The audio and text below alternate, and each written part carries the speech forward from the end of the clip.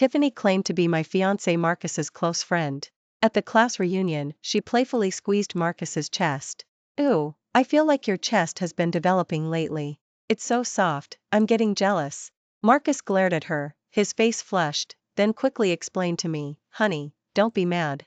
Tiffany just speaks without thinking." Tiffany continued to act up, deliberately rubbing his chest again.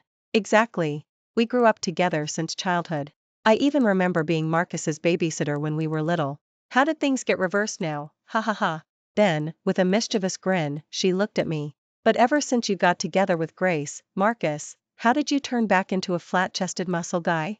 Are you not getting any perks anymore?" She thought I would throw a tantrum as usual and then she would play the innocent victim. But I tilted my head, saying curiously, "I don't mind at all. But why don't you two take off your clothes and compare? I'm curious to know whose chest feels better." Before we continue, please subscribe to this channel and tell us in the comments where you're listening from. Tiffany's smile instantly froze, and the hand resting on Marcus's chest visibly recoiled. The previously lively private dining room suddenly became dead silent, and everyone's gaze snapped towards us. Marcus's face turned purple with rage and embarrassment. He fumed, "Grace, what the hell are you thinking? Tiffany is a girl, how can you ask her to compare?"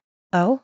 I widened my eyes and feigned surprise. "So she's a girl? But said she wanted to be your babysitter and even commented on how you felt." I paused to think, then had an epiphany. I thought Tiffany had some kind of surgery. After all, she went to South specifically a while ago. My bad, I must have gotten the wrong idea. The moment I finished speaking, someone in the private dining room couldn't hold back a chuckle. Tiffany trembled with anger.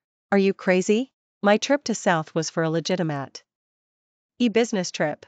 Besides, Marcus and I grew up together since childhood. What's it to you if I touch him?" Evan's face hardened as he scolded me. "Are you out of your mind today? Stop being unreasonable. Tiffany and I have always had this kind of relationship. Apologize to her right now." I sneered inwardly. In the past 6 months since Marcus and I got engaged, Tiffany had used the excuse of being childhood friends to disgust me countless times. In the early days of our engagement, Tiffany would always bring Marcus a homemade health tonic late at night, claiming he needed nourishment after working too hard, ostensibly for our happy future. When we planned our honeymoon to the Maldives, she insisted on coming along. Once we got to the hotel, she claimed she was afraid of the dark and wanted to share our room, even insisting on squeezing next to Marcus, saying, "Sleeping with a childhood friend makes me feel safe." A while ago, at the spa resort, she even wore an ultra-thin swimsuit and deliberately paraded around in front of Marcus, which made me furious on the spot. When we got back, I argued about breaking off the engagement. Marcus waited anxiously outside my office for 3 days and nights, solemnly promising to keep his distance from Tiffany. Only then did I reluctantly forgive him, but immediately turned around and started making passive-aggressive comments on Instagram. Some women act like queens the moment they start a relationship, even trying to control their fiancé's friends. Such terrifyingly controlling behavior. Below her post, a bunch of unsuspecting followers were still comforting her. She'd only been quiet for a few days, and now she was started causing trouble again. So I blinked innocently, feigning a naive and harmless expression. "I'm not causing any trouble. Since I know you two are childhood friends, it's perfectly normal to sleep together and touch each other, right?"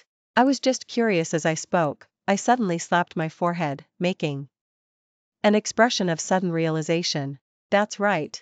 No wonder Tiffany was wearing Marcus's intimate apparel at our place last time. Marcus looked bewildered. "What intimate apparel?" I pulled my phone out of my Hermes bag, opened the album, and held it high for everyone to see. "Look, I even took a photo as a souvenir."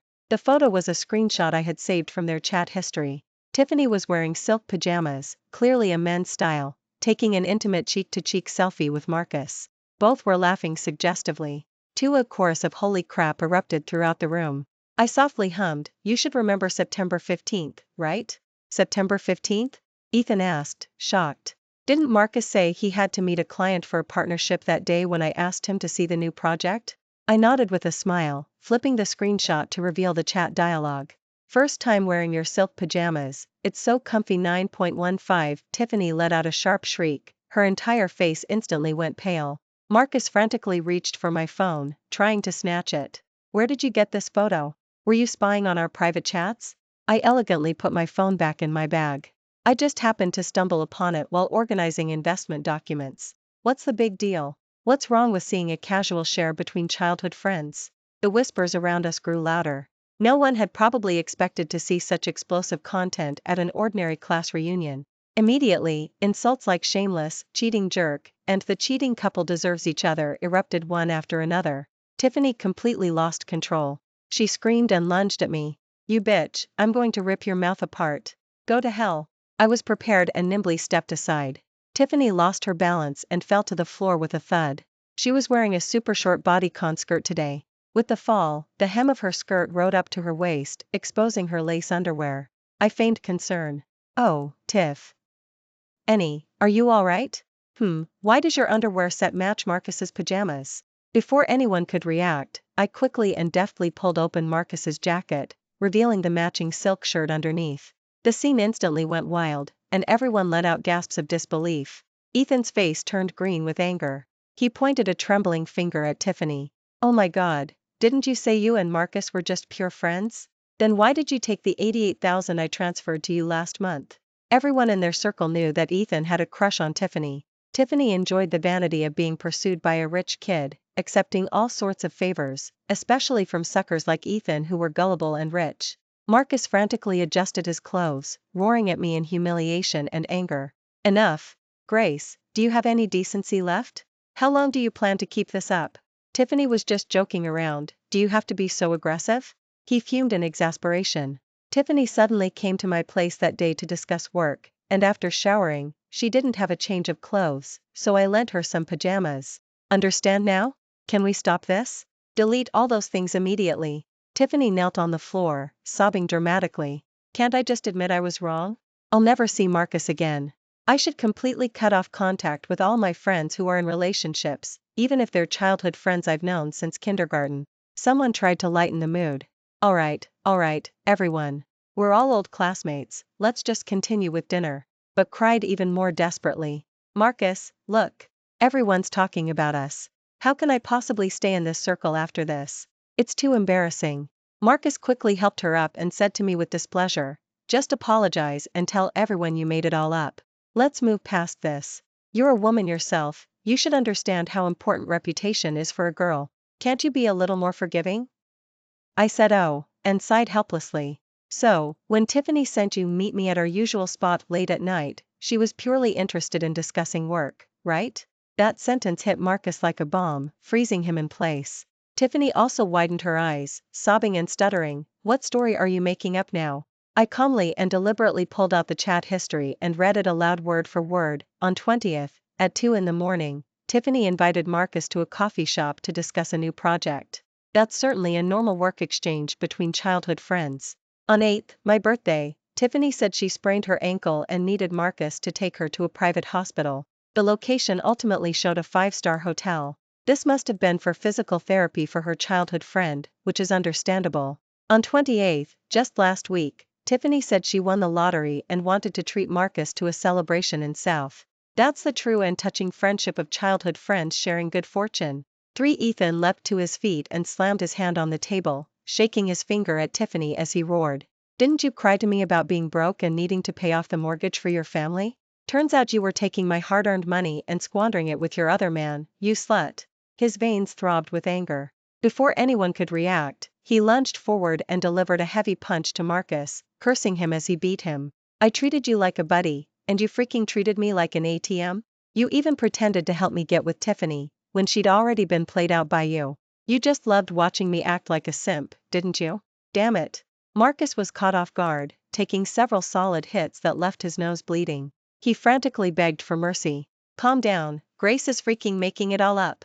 My trip to South really was a company arrangement, you can ask Grace, she knows the inside story. I watched the show for a while, and slowly stepped forward to break up the fight. Oh, Ethan, just let it go. After all, they're childhood friends, so a close relationship is understandable. As for the business trip, I really don't know much. I just saw them go to the airport together. I thought they were going on vacation as soon as I finished speaking. Tiffany retorted shrilly, stop fanning the flames. I used my own savings to go to South, it has nothing to do with Ethan. Alright, it really has nothing to do with him. I nodded calmly, while secretly sending the pre-prepared transfer records to the class group chat. At 7 p.m., Ethan transferred 88,000. At 7:01, you instantly received it and replied, "Love you, Big Ethan," then transferred 65,000 to Marcus, marked as honeymoon fund. Marcus even replied to you saying, "Grace invested another 200,000 in me. We can upgrade to the presidential suite now." So I guess it really had nothing to do with Ethan. Anyway, Marcus still has that life-saving money I gave him, supposedly for his mother Eleanor's medical treatment. I had spent months suppressing my disgust, meticulously collecting these chat screenshots, just waiting to detonate them all at once today. Only then did Ethan release Marcus. He panted heavily, yelling at Tiffany. "You cried to me about the pressure to get married from your family and needing a wedding fund. That's why I felt sorry for you and transferred the money. It's bad enough you treated me like a sucker, but you actually used my money for funding your toy boy, you shameless bitch." I fanned the flames from the side. "Oh, that's just childhood friends sharing is caring, huh? How loyal." Tiffany, stung by everyone's gazes, wished she could disappear. She could only cling to Marcus's arm, whining, "Say something to defend me." Marcus, bruised and swollen, was in no mood to deal with her. He could only apologize to Ethan with a grimace. "Buddy, it's my fault. I shouldn't have gone to South with Tiffany. I promised to return the money in full. Let's talk this out. Gentlemen settle things with words, not fists." I smiled, immediately interrupting him. "Oh? Didn't you say childhood friends share the good times and the bad?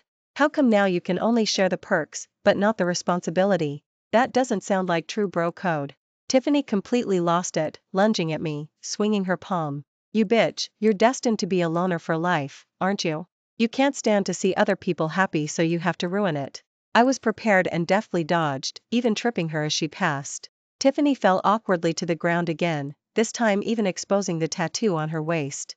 I gasped, "Wow, Tiffany, you actually tattooed Marcus's English name on your waist. What a shame, a tattoo like that might raise eyebrows in a professional setting." Everyone present gasped, their jaws dropped in shock. Tiffany used to go around saying Grace was possessive and prone to suspicion. But now, who could possibly put up with this? This is no childhood friend relationship, I'll eat my hat.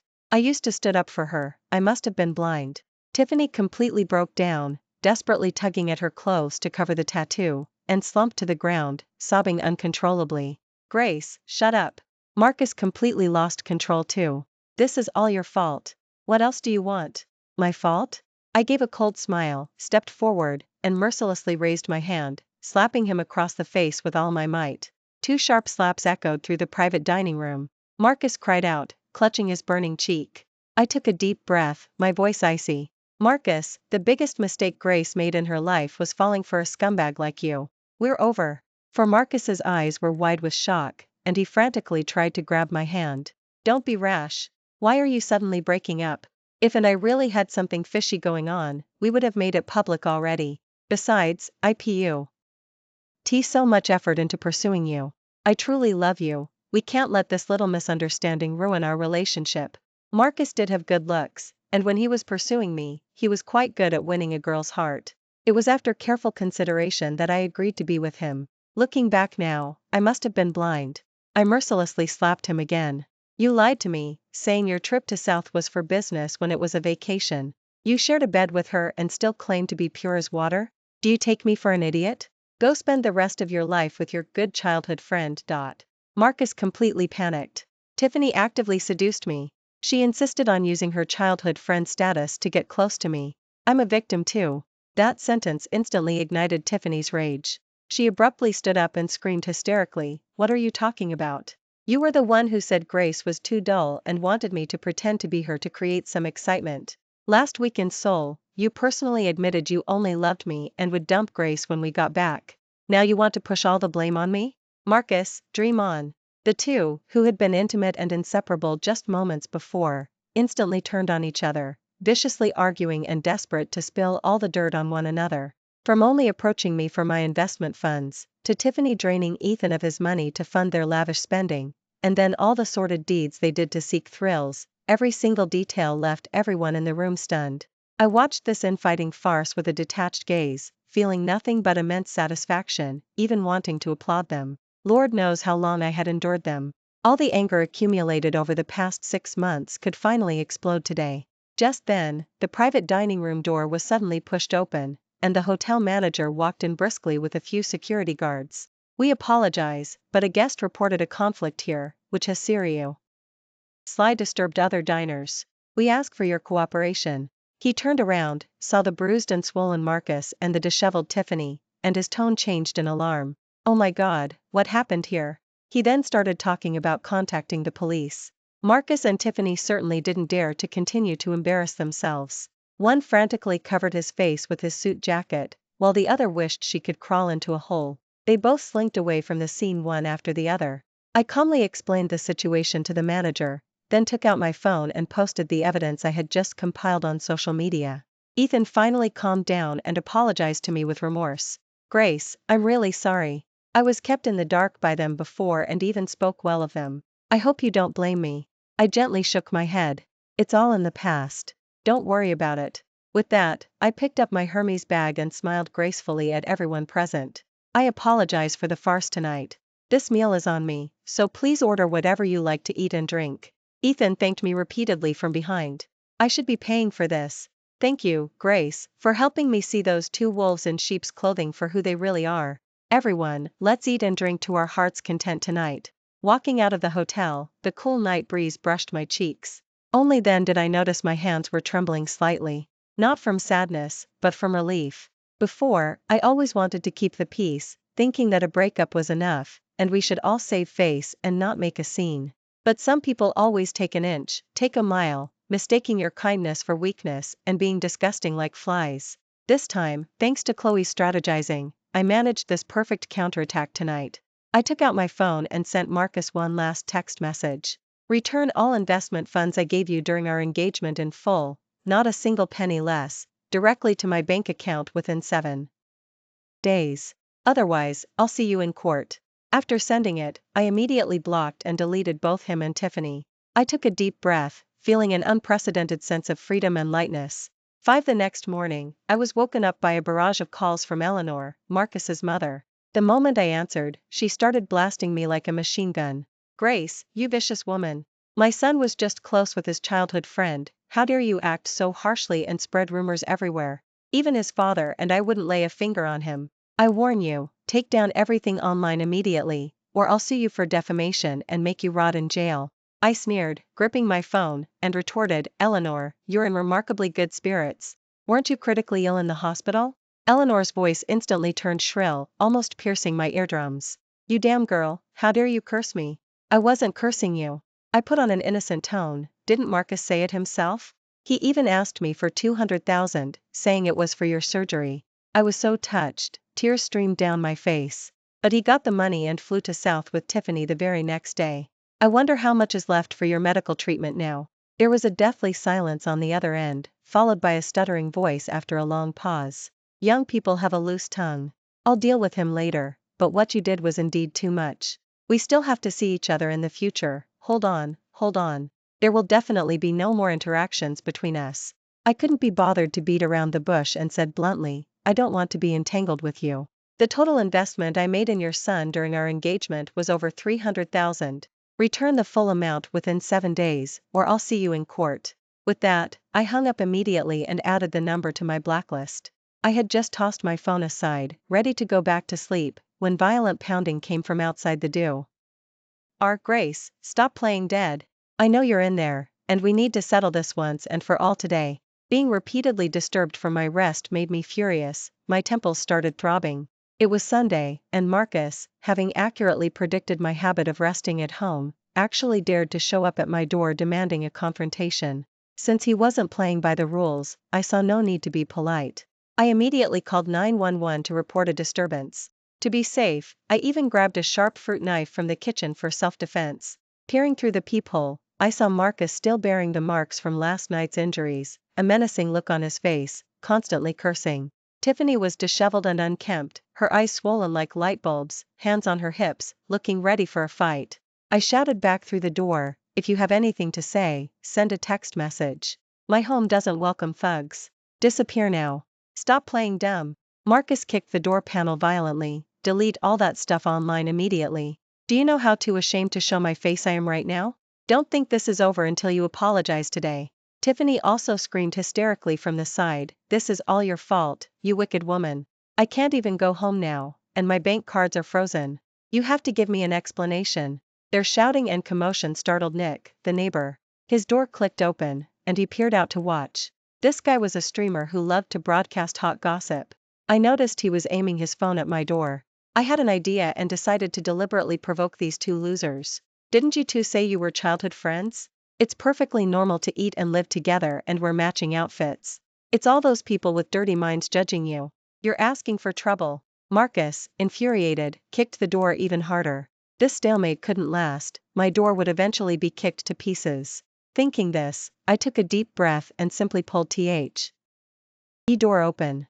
Marcus was about to kick again, but when the door suddenly opened, a sinister grin spread across his face. "Grace, today is your end." Marcus rushed in, trying to attack me. I immediately raised the fruit knife and yelled sharply, "Stop." He flinched at the sight of the knife but still said, defiantly arrogant, "Apologize to me right now." I glared at him. "Pay back the investment first, then we'll talk." Marcus's eyes darted, and being a jerk, he said, "I spent a lot of money on you too, it's all offset." I gave a cold laugh of anger. "I transferred $200,000 to you when your mother was sick. I paid an advance of $100,000 when you bought a new car, and when you said the budget wasn't enough for the Maldives, I added another $100,000, plus various other investments and living expenses, totaling over $300,000.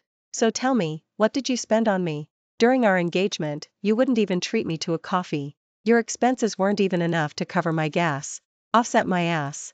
Grace must have been blind to ever fall for you." Nick, the neighbor streamer, whistled, explaining to the camera, "Folks, you see that?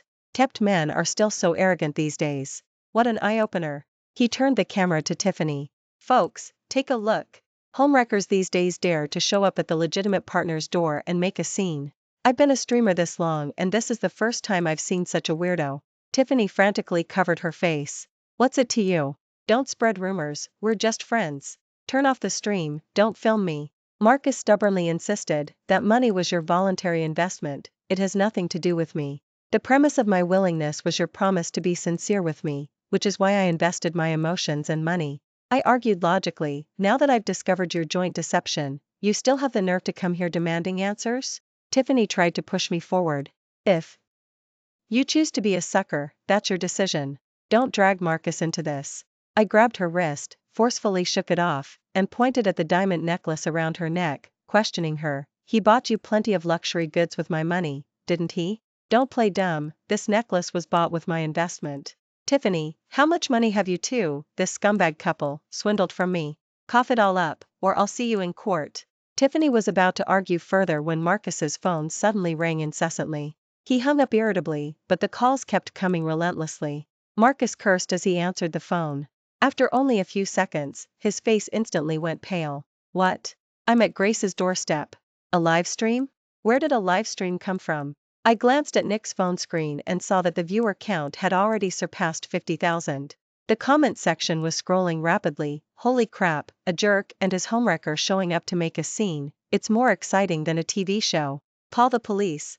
That guy looks like bad news, the girl's in danger." I kept man with his homewrecker bullying his sugar mama. You really see all kinds of trash these days. Seeing the jig was up, Nick didn't hold back. Instead, he got even more excited. "Folks, welcome to my live stream. Remember to like and subscribe, more explosive content will be revealed soon."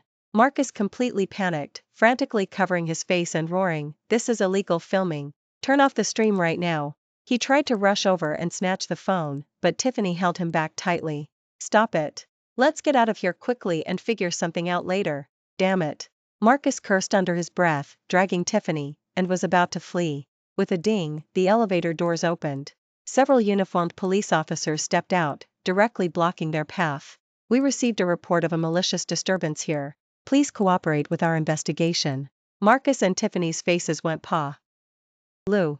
At first, they tried to deny it, but only when I showed them photos of the heavily damaged door as evidence did they completely lose their nerve. When they were taken away, their legs were like jelly, they were practically half dragged, half pulled away by the police.